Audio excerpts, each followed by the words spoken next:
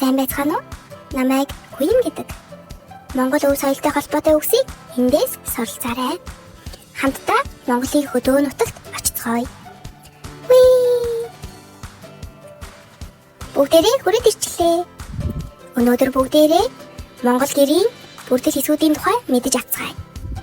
Бэлэн үү? Эхэлцгээе. Энэ юу вэ хүүхдүүдээ, хариулаарай. Маш сайн байна. Энэ бол Монгол гэрийн дотор тал шүү дээ. Ногоонгийн дугуй доторх зүйл юу вэ хүүхдүүдээ?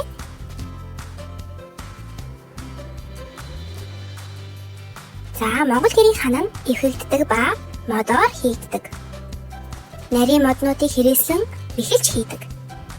Нийгэд энэ гэрийн хан болж гэрийг бүхэлдэн доктортой барьж байдаг. Давтаад хэлээрэй.